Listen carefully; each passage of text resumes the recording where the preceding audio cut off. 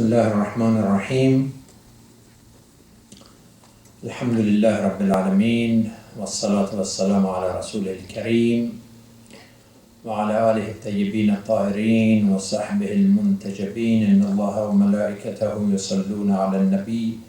Ya ayyuhalladhina amanu sallu alayhi wa sallimu taslima. Allahumma salli ala Muhammad. Just a few questions. Number one, why Sawm Samt is haram in Islam? There is a hadith that La Sawma Yawman ila al-Layl. It is haram for someone to say that I want to be silent from the time of Imsak, from dawn to dusk. I don't want to talk at all. And this is my Sawm. We know that there is a verse in the Quran in chapter Maryam that فَقُولِ إِنِّي نَذَرْتُ لِلرَّحْمَنِ صَوْمًا فَلَنْ أُكَلِّمَ الْيَوْمَ إِنْسِيًّا. Allah ordered Mary, the mom of Jesus, to tell those people that she was fasting from speaking for that day. She was allowed to say that much though, but still she has to say it. But after that statement, she indicated that no more talk. The whole day, the day of Samt, silence. But then in our jurisprudence, it's haram. Someone cannot say that because what if you have to talk? What if you have to tell the truth? Of course, some people, they think that they are telling the truth, they are making fitna. I'm not talking that, oh, I'm telling the truth. No, you are, a troublemaker. But in reality, there is a hadith, as-sakitu anil haqqi ka-shaytan al-akhras. You have to tell the truth. If you have to say it, you have to say it. If it is necessary and if it is true, then you have to say it. But if you are fasting, and during the day that you are fasting from speaking, there might be situation that you have to defend the truth. You have to support what is right. And you have to stand against evil. Then you have to talk. So how can we say it is haram to fast from talking while say that Maryam alayhi salam, she made a day of fasting from talking? Number one, that was an exceptional situation. And secondly, probably on those days there was such a practice among people. It was part of the culture of community of the time that people would say that they were fasting from speaking, and that was understandable. But that was for that time. But in general, Islam as a religion of rationality and religion of defending the truth would say that you cannot fast from speaking for the whole day. Yeah, you can be silent for 1 hour, but to make it like a siyam samt, you don't have such a thing. But of course, fasting from saying bad things, that's not only good, but wajib. You can fast for eternity from backbiting, yeah, that's good. You can fast not only 1 day, but the whole entire your life from gossip and from kadhb, from things that are expression of arrogance or expression of jealousy, expression of ego, selfishness, bad things, bad language. Yeah, it's good to fast from bad language, not only for the entire day, but for the entire century. That is a good thing to do. But that is different from what we are talking about. As a matter of fact, by the end of month of Ramadan, we end the Siyam al-Batina. We are not, fasting from eating and drinking after the month of Ramadan during the day, but we must continue the Sawm of Lisan even after Ramadan. That although our stomach is not fasting, but our tongue should fast, our eyes should fast, our ears should fast, our heart should fast. Because by the month of Ramadan, we get a new direction that how we continue. And that takes us to the second question that somebody asked, that how can we make the Siyam of Ramadan really effective? Why is it that the Ramadans come and go and nothing happens, no change? Sometimes, as a matter of fact, for some people, Ramadan is more distraction. Instead of eating less and drinking less, for some people is more attention to eating and drinking during Ramadan. Ramadan is to be more spiritual, but then for some people is more entertainment during Ramadan. It's musalsalat on TV. You see from Middle East, all these aflam, all these movies. My goodness, Ramadan was a time of spirituality and reflection, and not the time of distraction and entertainment. So when we are going to recite the Quran and pray and do all this spiritual thing, if Ramadan changed to an area, a territory of entertainment. So how can we make the month of Ramadan more effective? That really a season of change.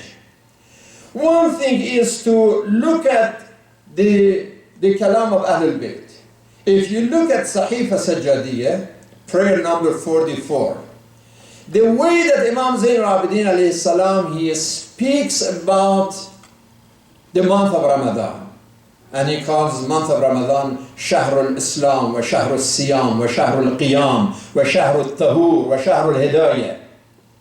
And we just reflect on these terms, that this is a month of mobilization, it's a month of purification, a month of submission, a month of understanding, a month of real purity, and reflect on these things.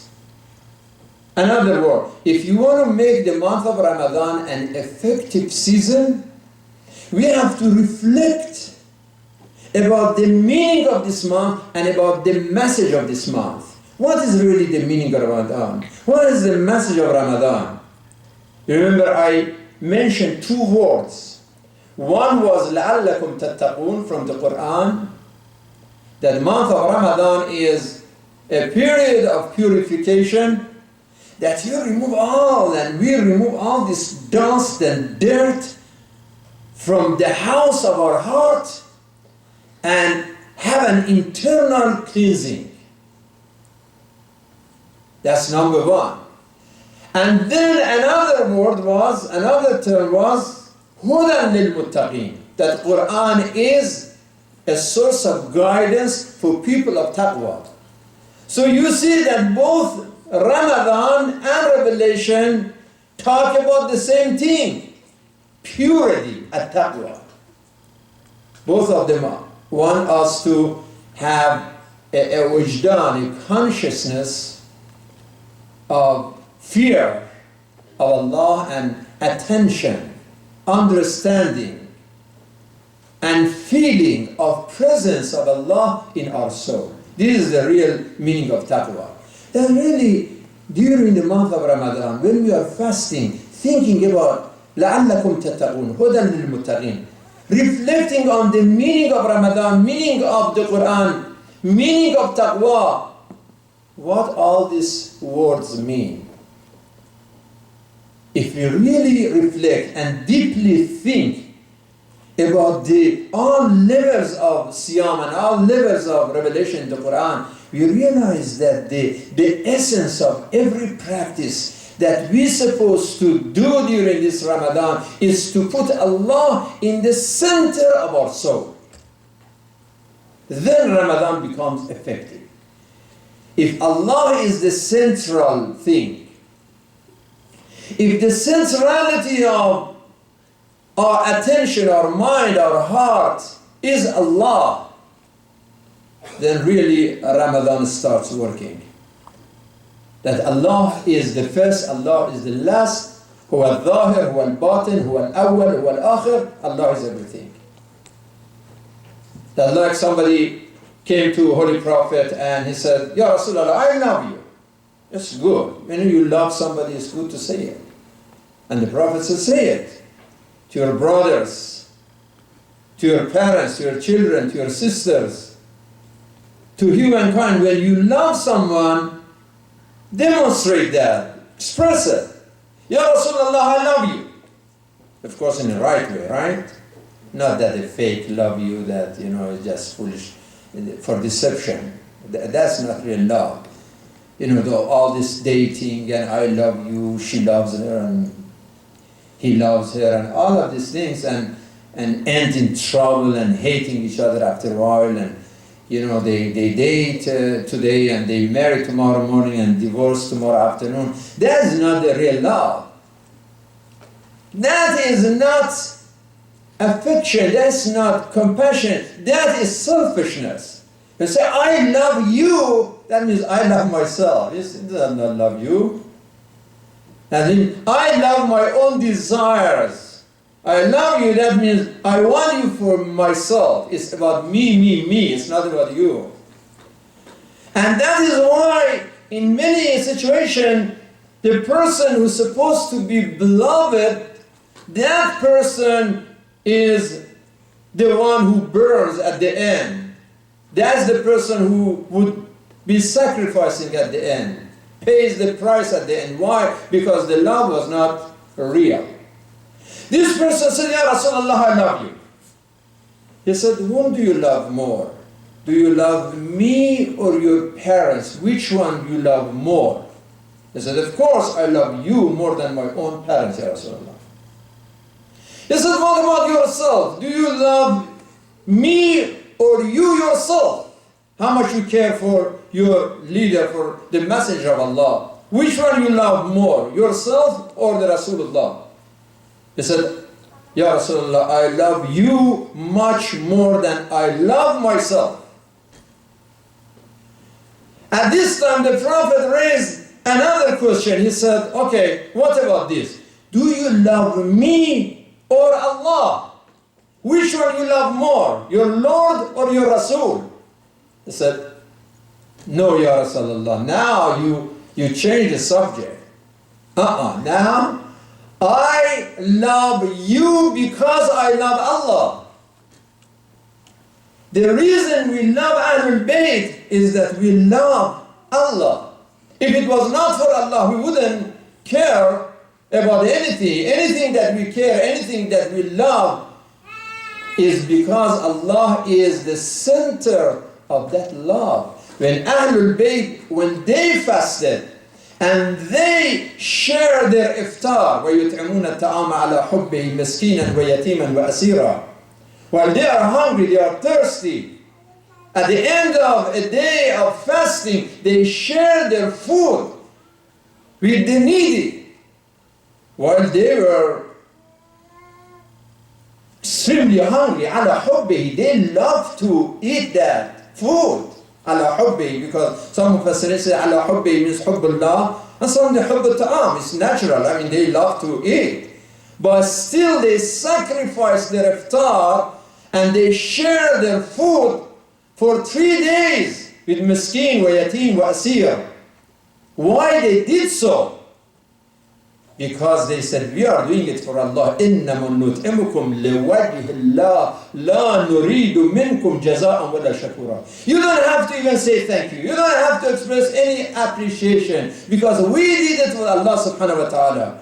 For that reason, we love Ahlul Bayt, because of their connection with Allah subhanahu wa ta'ala. So to answer the question of how can we make the month of Ramadan an effective month in our life, just reflect on the word لَعَلَّكُمْ تَتَّقُونَ هُدًى لِلْمُتَّقِينَ. The message of the month and the message of the Quran is the same, and that is that we achieve more taqwa every day during this month. What does that mean? It means this is the month of construction of our character. It is about construction of our soul. He invited us to his Ma'idah. He said, now, during Ramadan, the gates of hell are closed and the gates of heaven are open. And Allah is inviting us to heaven, the kingdom of heaven. And we know that Allah is the best host. Khayrul munzalin. Wow. Why shouldn't we take advantage of hospitality of the best host, that is Allah, who is Khaliq al-samawat wal-ard, and all the khaza'in al-samawat wal-ard belong to Allah. Why we should ignore this opportunity that we have this invitation? And how can we take advantage of that?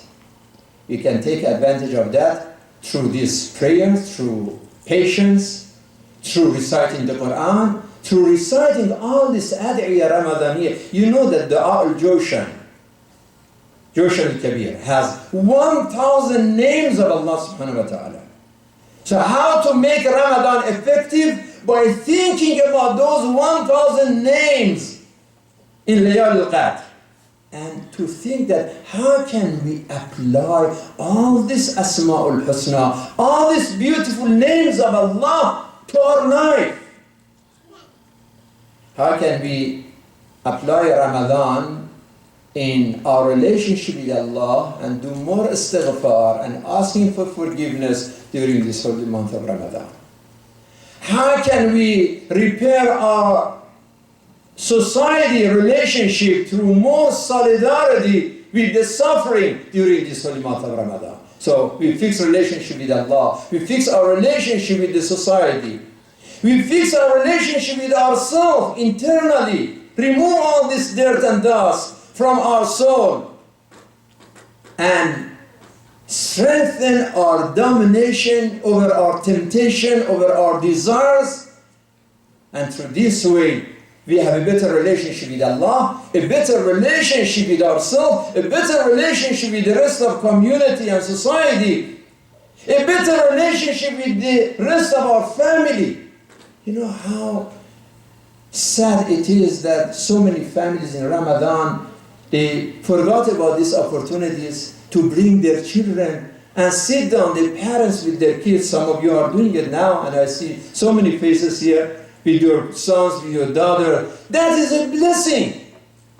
But then they miss all these opportunities, and they wake up after 25 years, and the son comes and says, oh, Dad, I'm gay now. Oh. And then all of a sudden the dad comes to the mosque and says, oh, it's a tragedy, big explosion. How the sheikh can help me? What happened? Yeah, my son is 25 years, and he was just saying today, the Supreme Court says it's okay, same-sex marriage, and what's wrong with that? And he said that he's gay, he's happy. Oh, you're right. Happy. Anyone I saw, as a matter of fact, a couple of them came to me and they wanted consultation, and they were depressed. So I said, where is the happiness that they are talking about? There's no happiness there. Some people forgot the gate of happiness. They think that this is the way of happiness. If they have drugs, they are happy. If they drink alcohol, they are happy. If they gain money through gambling, then they are happy. No. Happiness is in Ramadan. When we say happy Ramadan, if the families, they repair the relationship, bring the kids on the right time and the right place in a happy month of Ramadan, and make their kids healthy and happy during this Ramadan, then they realize that no.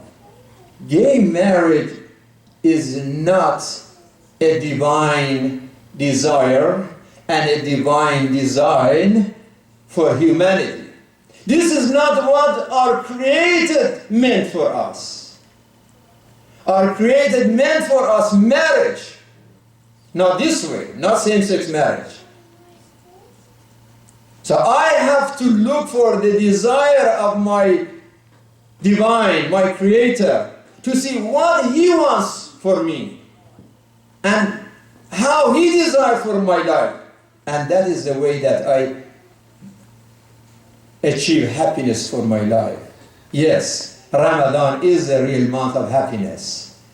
How you make Ramadan effective? Make it a happy occasion. Look at the Quran, the terms of happiness: al-falah, al-farah, al-fawz, al-sa'ada. And look at those verses. هم الفائزون، من هم الفائزون، من هم المفلحون، من هم السعداء، من هم أصحاب الفرح الحقيقي.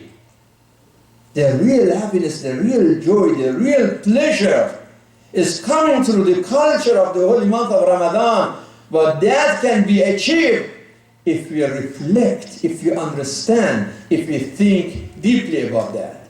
And alhamdulillah that we have so many dynamic and energizing speakers during this holy month of Ramadan who come to this podium and provide us with light, with guidance, with direction, with the spiritual energy that we need to apply to our life, to our family, to our future, and have a better understanding of meaning of life and purpose of life.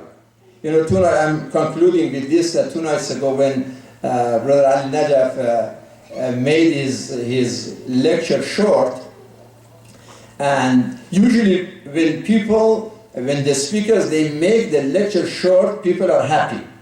But in this case, people are not happy that he made it short, although he spoke almost for half an hour. And I remember something that Brother David Zain told me once. He said that there was a pastor, he went to the church, and he said, I have 3 lectures for you, and I want to discuss it. Number 1, I have a lecture that is going to take an hour and a half to deliver, and it is about hell, and, you know, hellfire and hell, and, you know, Jahannam. And I charge you only $10 for that. Well, I have another subject which is about evil and sin.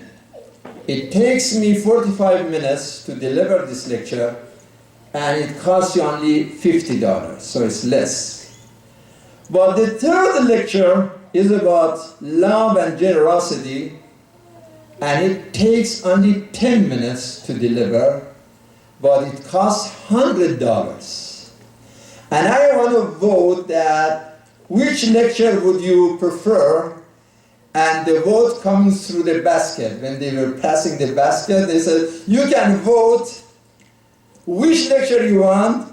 We check the baskets, and then we, you know, deliver the lecture. As a matter of fact, we are not going to, at the House of Wisdom, we are not going to check the basket, because if we want to check the basket, we have to close House of Wisdom and say goodbye to everybody. We are not going to do that.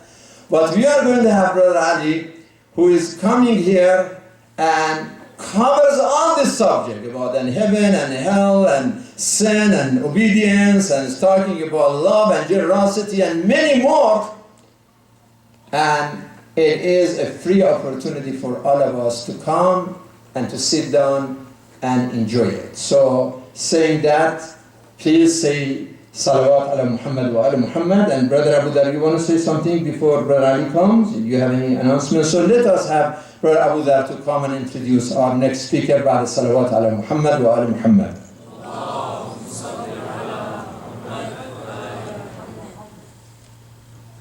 صلى على محمد وعلى محمد. Once again, I would like to welcome everyone for attending here at the Islamic House of Wisdom, another night of service in these whole nights, the whole nights of Shahr Ramadan al-Mubarak. Just 2 very quick announcements. First announcement is that inshallah, following the lecture by Brother Ali Najaf, we will proceed to the masjid for dua al-iftitah inshallah, and then iftar for those that are interested in having iftar here inshallah. It's only $5, and then after iftar will be Salat al-Asha. So Dua al-Iftitah, Salat al-Maghrib, iftar, and then Salat al-Asha.